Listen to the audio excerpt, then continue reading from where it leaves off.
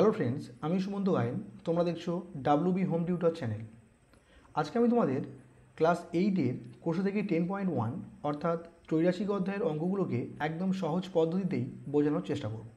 তো অবশ্যই ভিডিওটি তোমরা শেষ পর্যন্ত দেখবে। আশা রাখছি প্রত্যেকটি অঙ্কই তোমরা একদম সহজভাবেই বুঝতে পারবে। তো আজকে আমরা ত্রৈরাশিকের সেকেন্ড পার্ট শুরু করব। যারা এখনও আগের পার্ট দেখোনি, ডিসক্রিপশন বক্সে আমি আগের পার্টের লিঙ্ক দিয়ে দেবো, সেখান থেকে অবশ্যই তোমরা আগের পার্টকে দেখে নিতে পারবে। তো চলো আমরা আজকে সেকেন্ড পার্টকে শুরু করি। তো আমরা কিন্তু আগের পার্টে 4 পর্যন্ত অঙ্ককে খুব সহজেই বুঝিয়েছিলাম। আজকে আমরা 5 থেকে অঙ্কগুলোকে শুরু করব। তো এখানে 5-এর অঙ্ক কী বলছে দেখো। মঙ্গলপুর গ্রামের একটি আশ্রয় শিবিরে 4,000 জন লোকের 9 দিনের খাবার মজুদ ছিল। 3 দিন পরে 1,000 জন লোক অন্য জায়গায় চলে গেলেন। যারা রয়ে গেলেন অবশিষ্ট খাবারে তাদের আর কতদিন চলবে ত্রৈরাশিক পদ্ধতিতে হিসেব করে লিখি। তাহলে দেখো অঙ্কে কি বলতে চেয়েছে। অঙ্কে বলছে 4,000 জন লোকের, অর্থাৎ কি লোক সংখ্যা বলে একটা পয়েন্ট হচ্ছে, 9 দিনের অর্থাৎ দিন সংখ্যা বলে একটা পয়েন্ট হচ্ছে। এখন উত্তর দেখব যে কী চেয়েছে। উত্তর চেয়েছে 3 দিন পরে 1,000 জন লোক অন্য জায়গায় চলে গেলেন। যারা রয়ে গেলেন অবশিষ্ট খাবারে তাদের আর কত দিন চলবে। তাহলে উত্তর কিন্তু দিন সংখ্যার মান চেয়েছে। তাহলে যেহেতু দিন সংখ্যার মান উত্তর চেয়েছে, তাই দিন সংখ্যাটাকে আমরা ডান দিকে লিখব আর লোক সংখ্যাটাকে আমরা বাঁ দিকে লিখব। তাহলে এখানে দেখো শুরু করছি অঙ্কটা, 5-এর দাগের অঙ্ক। তাহলে যেহেতু দিন সংখ্যার মান উত্তর চেয়েছে, তাই দিন সংখ্যাটাকে আমরা কোন দিকে লিখব? ডান দিকে। তাই ডান দিকে লিখছি দিন সংখ্যা। আর বাঁ দিকে কী হবে তাহলে?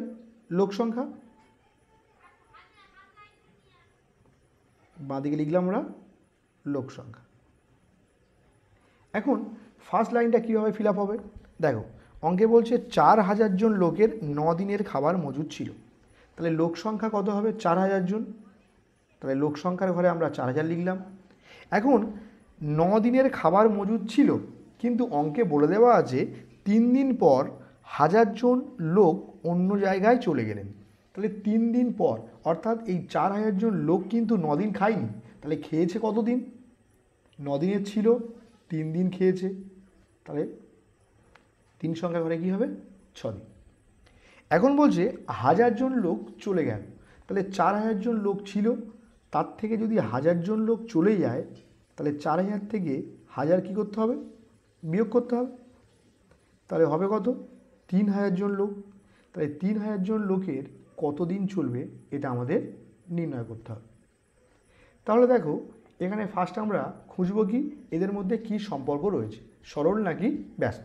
এই জন্য নিয়ম কি, দুটো অ্যারো চিহ্ন দিয়ে দিচ্ছি আমরা। এখন 4,000 ছিল, 3,000 হয়েছে, তাহলে কি হয়েছে? কমছে। তাহলে এখানে আমরা কমছে লিখে নিলাম। এখানে আমাদের কিন্তু হিসাব করতে হবে।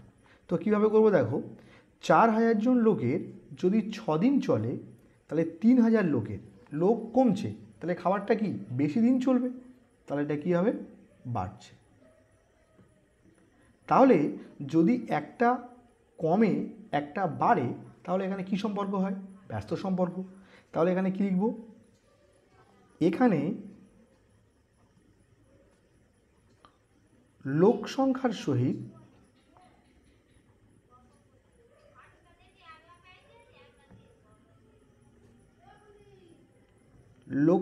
সহিত কার? দিন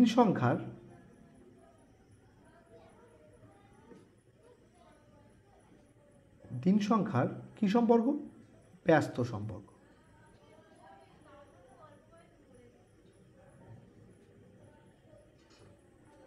এখন যদি ব্যস্ত সম্পর্ক হয়, তাহলে কীভাবে অঙ্কটা শুরু করতে হয়? তাহলে লিখব কি 4,000 = 3,000 সমানুপাত ব্যস্ত হলে কি হয়? আগে x তারপরে 6। তাহলে এখানে কি লিখব? x = 6। এখন এখান থেকে আমরা ক্যালকুলেট করে x এর মান নির্ণয় করব। তাহলে আমরা জানি কি = থাকলে সেটাকে আমরা ডিভাইড আকারে লিখতে পারি। তাহলে 4,000 ডিভাইডেড বাই 3,000 ইকুয়ালস টু এখানে কী হবে? x / 6। এখন এখান থেকে আমরা এক্স এর মানকে নির্ণয় করব। এই জন্য আমরা কোণাগুণি গুণ করব, কিন্তু যে কোণাগুণি এক্স রয়েছে আমরা সেই কোণাগুণি আগে গুণ করব। তাহলে 3000 গুণ এক্স, তাহলে কী হবে 3000 এক্স। 4000 গুণ 6 যেমন ছিল তেমন বসিয়ে রাখব। এখন তাহলে এখান থেকে এক্স এর মান নির্ণয় করতে হবে। তাহলে এক্স এর সঙ্গে 3000 গুণের আকারে আছে, তাহলে এই 3000কে যদি আমরা বাঁ দিক থেকে ডান দিকে আনি তাহলে গুণ থাকলে এদিকে আসলে কী হবে ভাগ, অর্থাৎ 4000 গুণ 6 ছিল, এর নিচে 3000টা কী হবে নেমে যাবে। এখন দেখো 3 টেবিলে 0, উপর নিচ ক্যান্সেল করলাম, 3 দিয়ে 6 কাটছি, তাহলে 3 2 6। তাহলে এখান থেকে আমরা পাচ্ছি এক্স এর মান কত, 4 দুগুণে 8। তাহলে এক্সটাকে আমরা কি ধরেছি, অবশিষ্ট খাদ্যে যতজন লোক রয়ে গেলেন তাদের কত দিন চলবে, এক্সটা দিন সংখ্যার মান। তাহলে কি লিখব, যারা রয়ে গেলেন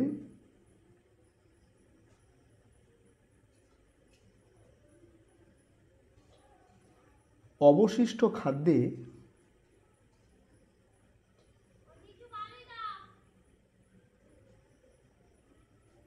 তাদের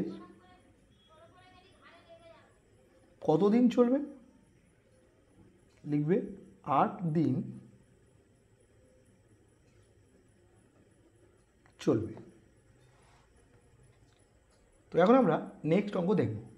এখন নেক্সট অঙ্ক কি বলছে দেখো, নসিবপুর গ্রামের একটি খামারের 42 জন সদস্য 24 দিনে খামারের সমস্ত জমি চাষ করতে পারেন, কিন্তু চাষের মরশুমে 6 জন সদস্য হঠাৎ অসুস্থ হয়ে পড়েন। খামারের সমস্ত জমি চাষ করতে অবশিষ্ট জনের কতদিন সময় লাগবে ত্রৈরাশিক পদ্ধতিতে হিসেব করে লিখি।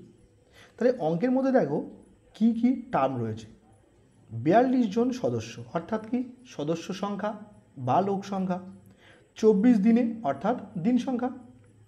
উত্তর কি চেয়েছে দেখো, উত্তর বলছে কিন্তু চাষের মরশুমে 6 জন সদস্য হঠাৎ অসুস্থ হয়ে পড়েন, খামারের সমস্ত জমি চাষ করতে অবশিষ্ট জনের কত দিন সময় লাগবে। অর্থাৎ এখানে দিন সংখ্যার মান উত্তর চেয়েছে, তাই আমরা দিন সংখ্যাকে ডান দিকে লিখব, বাকি লোক সংখ্যাকে আমরা বাঁ দিকে লিখব। তাহলে দেখো এখন আমরা 6 অঙ্ক লিখব। তাহলে যেহেতু দিন সংখ্যার মান উত্তর চেয়েছে তাই আমরা দিন সংখ্যাকে কোন দিকে লিখব, ডান দিকে।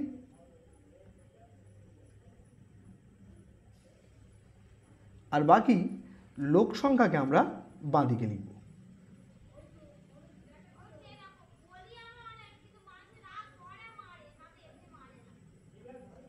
এখন দেখো অঙ্কে দেওয়া আছে কি 42 জন সদস্য অর্থাৎ লোক সংখ্যার মান কত 42, 24 দিনে, তাহলে দিন সংখ্যার মান কত 24। এখন বলছে চাষের মরশুমে 6 জন সদস্য হঠাৎ অসুস্থ হয়ে পড়ে, তাহলে লোক ছিল কত 42 আর অসুস্থ হয়েছে অর্থাৎ কি কাজে আসতে পারছে না 6 জন, তাহলে এসছে কতজন 36 জন। তাহলে বলছে কত দিন সময় লাগবে, অর্থাৎ এখানে এক্স এর মান আমরা নির্ণয় করব। তাহলে ফার্স্ট কাজ কি, এদের মধ্যে কি সম্পর্ক রয়েছে সেটা হিসাব করব। এই জন্য নিয়ম কি, দুটো অ্যারো টেনে নেব। এখন 42 ছিল 36 হয়েছে, অর্থাৎ কি মান কমছে, আর এখানে আমরা হিসেব করব। দেখো 42 জন লোকের একটা কাজ করতে 24 দিন সময় লাগে, যদি 36 জন কাজটা করে অর্থাৎ কি লোক সংখ্যা কমানো হচ্ছে, তাহলে কী হবে সময়টা কি বেশি লাগবে, অর্থাৎ এখানে কী হবে বাড়ছে। তাহলে একটা কমছে একটা বাড়ছে, তাহলে এদের মধ্যে কি সম্পর্ক ব্যস্ত সম্পর্ক। তাহলে কি লিখব, এখানে লোক সংখ্যার সহিত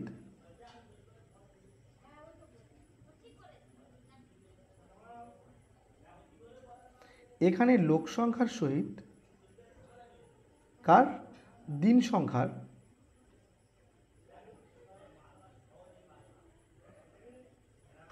কি সম্পর্ক ব্যস্ত সম্পর্ক।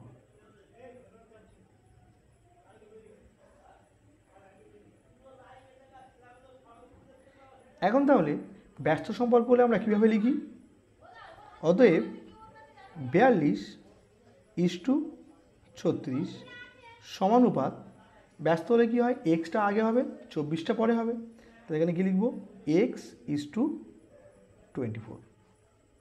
এখন আমরা এখান থেকে এক্স এর মানকে ক্যালকুলেট করব। তাহলে 42 ইজ টু 36, এটাকে আমরা লিখতে পারবো 42/36, কারণ ইজ টু থাকলে সেটাকে আমরা ডিভাইড আকারে লিখতে পারি। এই সমানুপাতের অর্থ কি, সমান সমান এক্স ইজ টু 24 অর্থাৎ x/24। এখন এখান থেকে ক্যালকুলেট করে আমরা এক্স এর মান নির্ণয় করব। এই জন্য কি, কোনাকুনি গুণ করব। কোন কোনাকুনি, যে কোনাকুনি এক্স রয়েছে আমরা সেই কোনাকুনি আগে গুণ করব। তাহলে 36 গুণ এক্স অর্থাৎ 36x, আর এখানে হবে কত, 42 ইন্টু 24। এখন এখান থেকে এক্স এর মান নির্ণয় করতে হবে। তাহলে এক্স এর সঙ্গে 36 গুণের আকারে আছে, এই 36 যদি আমরা বাঁ দিক থেকে ডান দিকে আনি কী হবে, ভাগ, অর্থাৎ 42 গুণ 24 ছিল, এর নিচে 36টা নেমে যাবে। এখন 6 দিয়ে কাটবো আমরা, 6 6 36, 6 4 24, আর 6 দিয়ে 42, 6 7 42। তাহলে নিচে কোনো সংখ্যা থাকছে না, উপরে থাকছে কত, 4 গুণ 7, 4 7 কত, 28। তাহলে আমরা এখান থেকে পেলাম এক্স এর মান কত, 28। তাহলে এক্সটা কোন ঘরের মান বেরিয়েছে, দিন সংখ্যার মান। তাহলে এখানে উত্তর কি লিখব, উত্তর বলছে অবশিষ্ট জনের কতদিন সময় লাগবে। তাহলে উত্তর লিখবে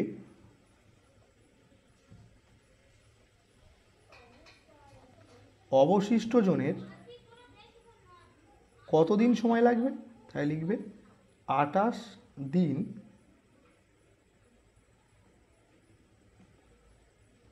সময় লাগবে।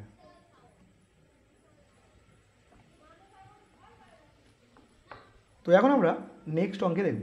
এখন নেক্সট অঙ্ক কী বলছে দেখো, একটি কারখানায় 1000টি যন্ত্রাংশ তৈরি করতে 16টি মেশিনের 27 দিন সময় লাগে। যদি ওই কারখানায় আরও 2টি মেশিন বসানো হয় তাহলে একই সংখ্যক যন্ত্রাংশ তৈরি করতে কতদিন সময় লাগবে ত্রৈরাশিক পদ্ধতিতে হিসেব করে দেখি। তাহলে অঙ্কে দেখো কী কী টার্ম রয়েছে, 1000টি যন্ত্রাংশ অর্থাৎ কি, যন্ত্রাংশের সংখ্যা, 16টি মেশিন অর্থাৎ মেশিনের সংখ্যা, 27 দিন অর্থাৎ দিন সংখ্যা।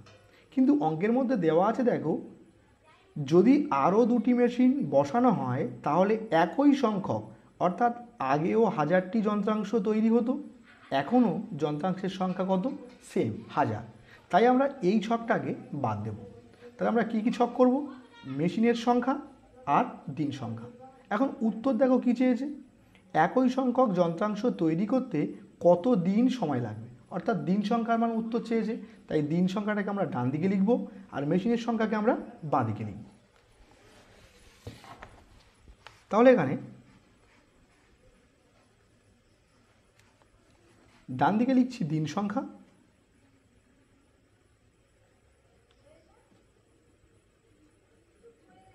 আর বাঁ দিকে কী হবে, মেশিনের সংখ্যা।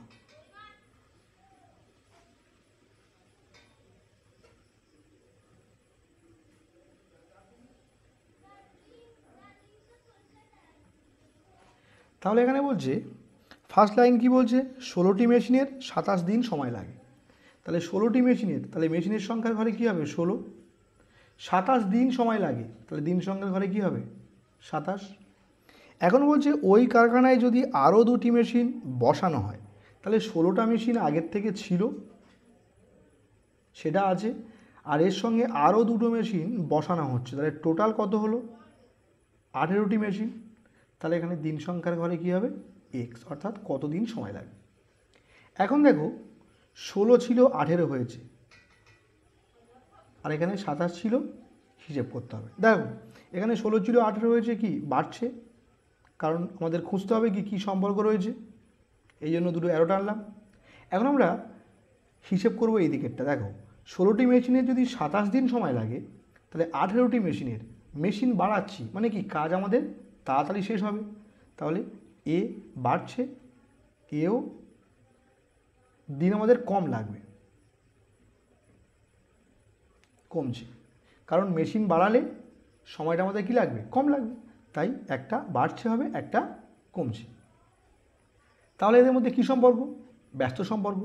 তাহলে লিখব কি, এখানে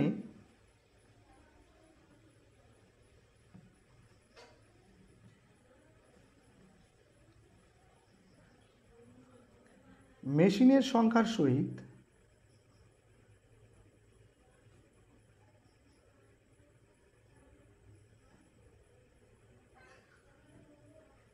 দিন সংখ্যার কি সম্পর্ক, ব্যস্ত সম্পর্ক।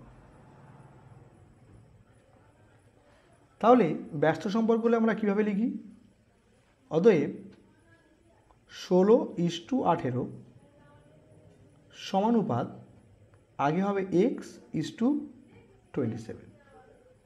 এখন আমরা ইস্টু থাকলে সেটাকে আমরা ডিভাইড আকারে লিখতে পারি। তাহলে 16/18 সমান এখানে কি হবে x/27।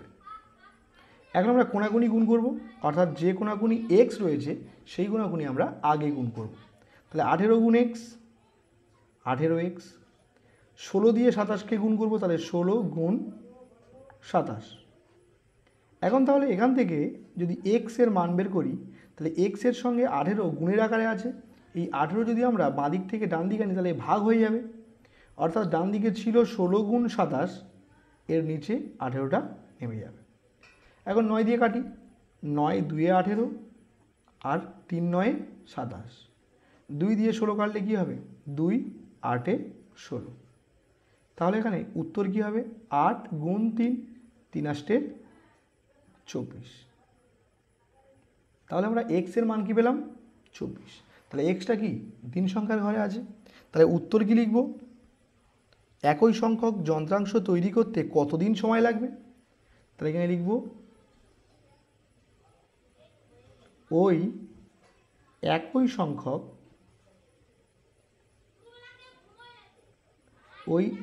সংখ্যক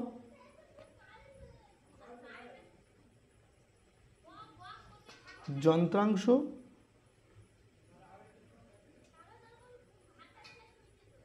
তৈরি করতে 24 দিন সময় লাগবে।